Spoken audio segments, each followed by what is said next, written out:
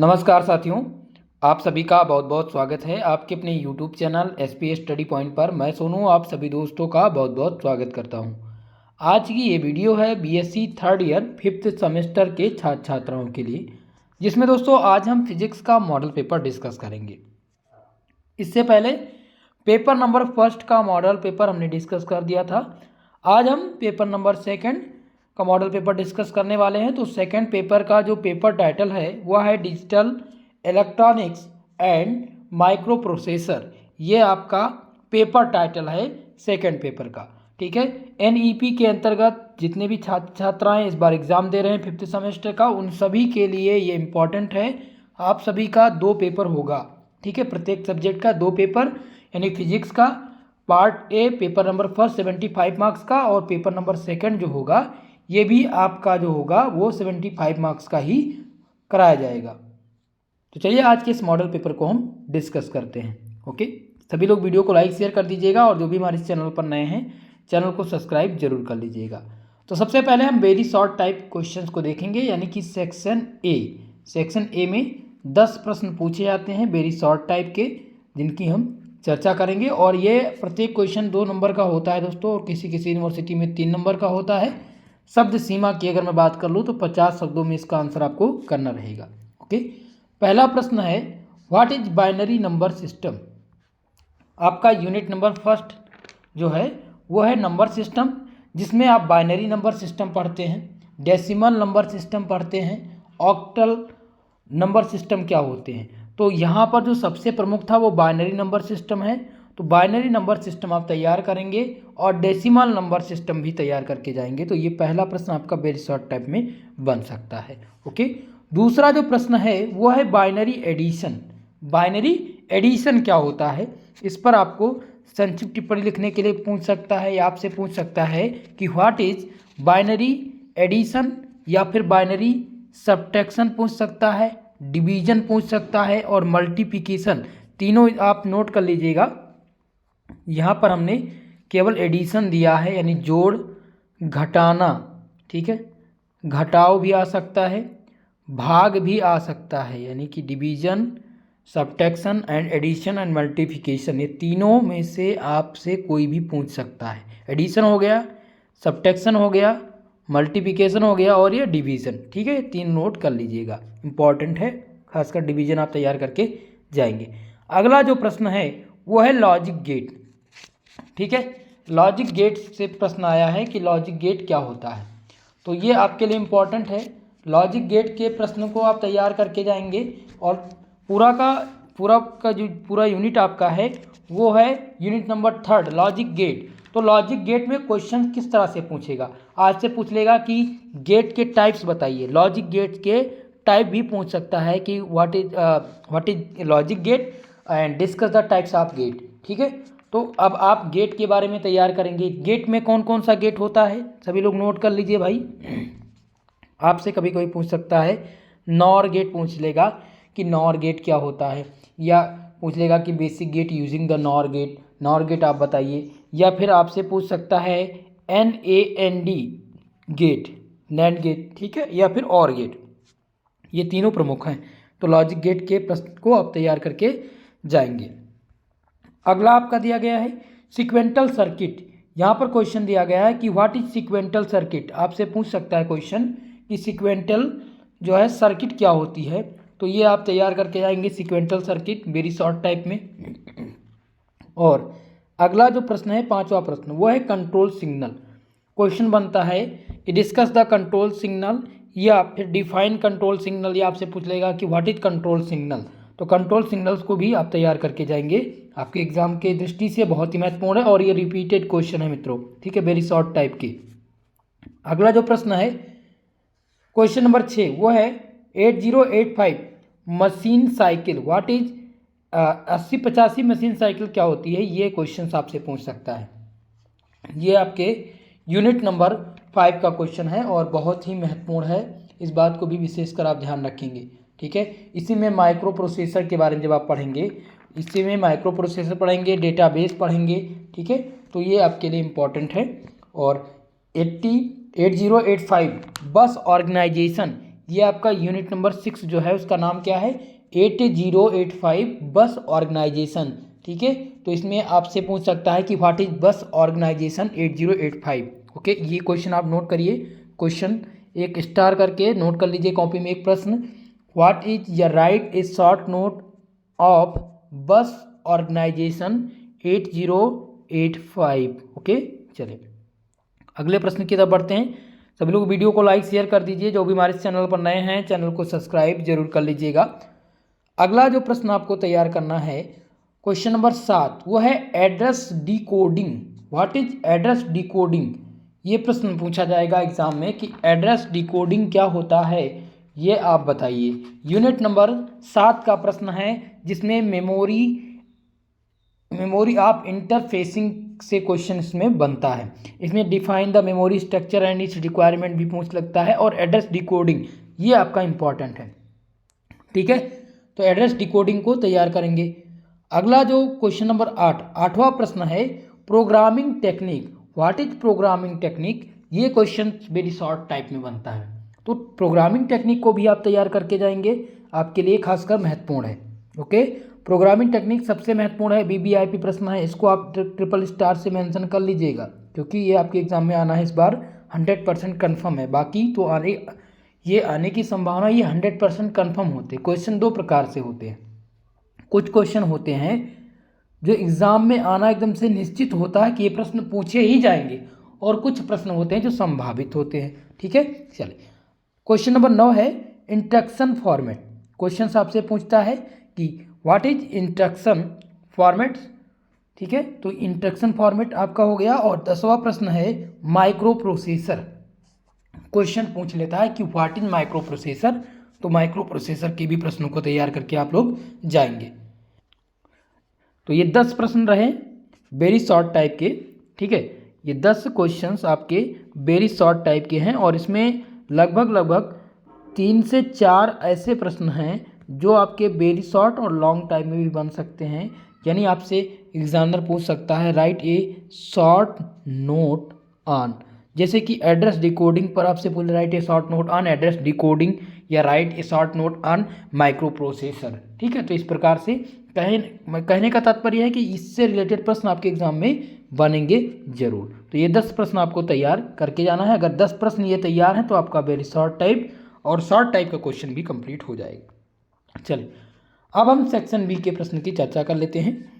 Section B में जो प्रश्न होते हैं वो आपके किस टाइप के होते हैं, वो आपके यानी कि अति लघु उत्तरीय प्रश्न होते हैं, जिसमें 5 प्रश्न आपको हल करना होता है। और प्रत्येक जो क्वेश्चन होते हैं वो दोस्तों कुछ यूनिवर्सिटी में 10 नंबर के होते हैं और कुछ यूनिवर्सिटी में 7 नंबर के होते हैं। रही बात आंसर राइटिंग की, तो आंसर राइटिंग आपको 200 शब्दों में करना होगा, इस बात का विशेषकर ध्यान रखेंगे। और समय का जरूर ध्यान रखिएगा, 2 घंटे का ही समय मिल रहा है आपको प्रश्न पत्र हल करने के लिए। तो जिनको भी कॉपी लिखने में कन्फ्यूज़न है, मैंने इस पर एक वीडियो बनाया था, तो आप लोगों को देख लीजिएगा, वो आपके लिए बहुत ही कारगर होगा। चलिए तो शॉर्ट टाइप में देखते हैं कौन कौन से प्रश्न आपको देखने हैं, कौन से तैयार करके जाने हैं, कौन से बहुत ही महत्वपूर्ण है। पहला प्रश्न है what is advantage and disadvantage of BCD। चलिए पहला प्रश्न जो आपको क्या तैयार करना है, यूनिट नंबर 1 का ही प्रश्न है, और प्रश्न है कि what is advantage and disadvantage of BCD। Okay, तो ये प्रश्न आपके लिए इम्पॉर्टेंट है, बहुत ही महत्वपूर्ण प्रश्न है। ठीक है, आपके एग्ज़ाम में जब ये ओल्ड पैटर्न था तो BSc 3rd ईयर में दूसरा जो पेपर होता था, यानी 3 पेपर पहले होते थे, तो ये क्वेश्चन खूब पूछा जाता था। ओके, और क्लास 12 में भी ये प्रश्न दिया गया है, और जैसे गेट लॉजिक गेट का लास्ट टॉपिक रहता था, तो इम्पॉर्टेंट है BCD, जरूर आप तैयार करके जाएंगे। ओके, अगला जो प्रश्न आपको तैयार करना है क्वेश्चन नंबर 2, वो है define the subtracting using the 9s complement. ठीक है, यहाँ पर क्या करना है, आपको सबट्रैक्टिंग करना है, परिभाषित करना है सबट्रैक्टिंग को यूजिंग 9s कॉम्प्लीमेंट की सहायता से। ओके, चलिए तो ये भी आपके इम्पॉर्टेंट है। तीसरा प्रश्न जो आपको पढ़ना है क्वेश्चन नंबर 3, वो क्या है, डिफाइन द बोलियन एलजेब्रा क्या होता है भाई? इसमें एक क्वेश्चन और बन सकता है, write a short note on Boolean algebra. ठीक है, तो यहाँ पर बोलियन एलजेब्रा के टॉपिक को अच्छे से तैयार कर लीजिएगा। जितने भी छात्र छात्राएँ जुड़ चुके हैं, मैं आप सबसे बता रहा हूँ, बहुत ही महत्वपूर्ण प्रश्न की चर्चा मैं यहाँ पर कर रहा हूँ। ठीक है, पूरे टॉपिक के सबसे वीवीआईपी प्रश्न ये हैं, तो बोलियन एलजेब्रा को तैयार कर लीजिएगा। चौथा आपका है write a short note on, यहाँ पर आपको संक्षिप्त टिप्पणी लिखनी है। पहला है फ्लिप फ्लॉप पर आपको संक्षिप्त टिप्पणी लिखनी है, और दूसरा दिया गया है कर्नॉट मैप। ठीक है, ये दोनों आपके बहुत ही महत्वपूर्ण प्रश्न हैं, सबसे महत्वपूर्ण प्रश्न पूरे यूनिट के टॉप प्रश्न। पहला तो बोलियन अलजेब्रा, तीसरा फ्लिप फ्लॉप और दूसरा कर्नॉट मैप। ओके, तो ये 3 क्वेश्चन हो गए। चलिए, समझ में आ गई इतनी चीज, आगे बढ़े जाए। चलिए, 5वां प्रश्न है, explain the externally initiated operations in micro processor. यहाँ पर आपको एक्सटर्नली इनिटेटेड करना है ऑपरेशन इन माइक्रो प्रोसेसर में। ओके, तो माइक्रो प्रोसेसर का टॉपिक तो महत्वपूर्ण ही है आपके एग्जाम के लिए, और एग्जामिनर यहाँ से प्रश्न खूब बनाता है, तो इस प्रश्न को विशेषकर ध्यान दीजिएगा।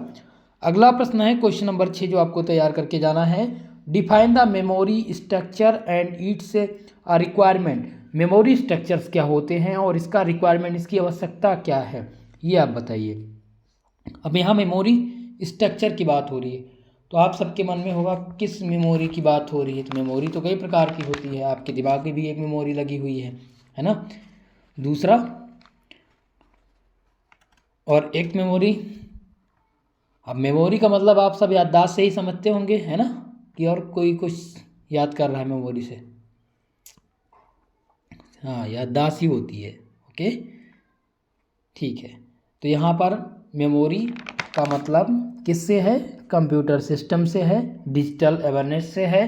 तो आपको क्या करना है, मेमोरी यानी कि जो मेमोरी होती है उसका स्ट्रक्चर, उसकी संरचना कैसे होगी और उसकी आवश्यकता क्या है दैनिक जीवन में, ये आपको यहाँ पर लिखना होगा। चले, अगला प्रश्न देखते हैं, क्वेश्चन नंबर 7। 7वां प्रश्न है, how to write assembly language program. कैसे हम असेंबली लैंग्वेज प्रोग्राम को लिख सकते हैं, यहाँ पर ये आपको बताना है। तो असेंबली लैंग्वेज प्रोग्राम भी आपके सबसे इम्पॉर्टेंट हैं, और ये ट्रिपल स्टार का प्रश्न है, यानी 100% कन्फर्म है आपके एग्जाम में आना।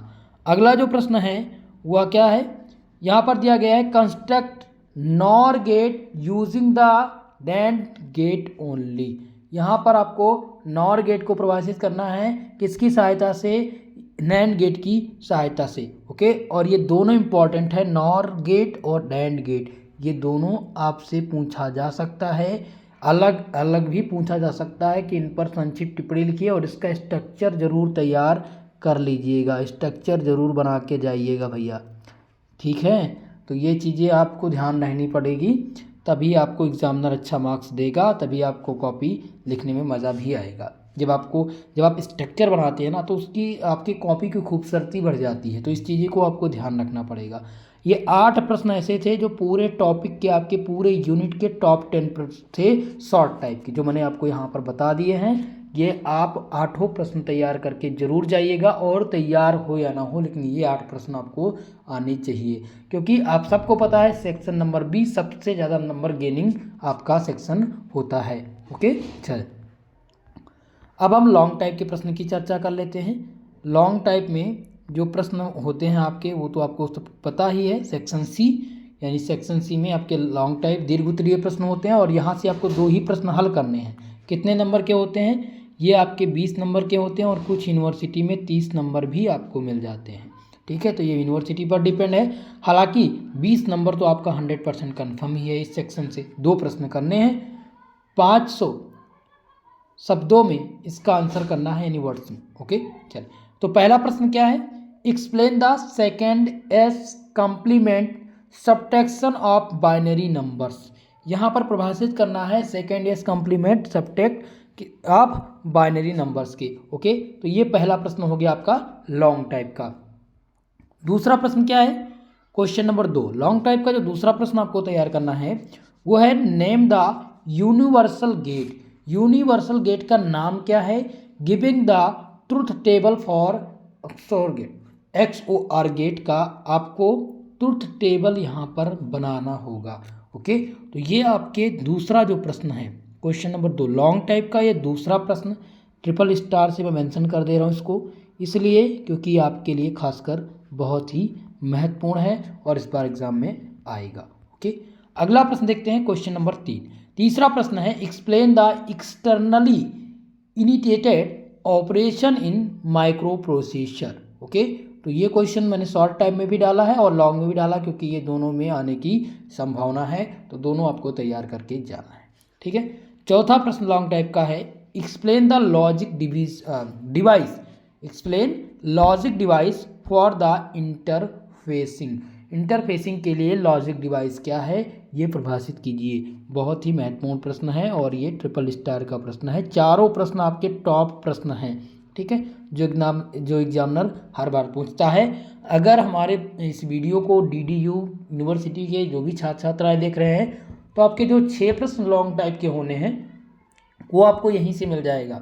ठीक है, जिनमें से आपको 3 का आंसर देना रहता है, तो आपको यहीं से मिल जाएगा। बाकी वीर बहादुर पूर्वांचल विश्वविद्यालय, आजमगढ़ विश्वविद्यालय, सिद्धार्थ विश्वविद्यालय, अवध विश्वविद्यालय, रज्जू भैया प्रोफेसर राजेंद्र सिंह रज्जू भैया यूनिवर्सिटी, या फिर आप जो है बुंदेलखंड विश्वविद्यालय से हों, या फिर बरेली यूनिवर्सिटी से हों, या फिर आप MGPRU यूनिवर्सिटी से हों।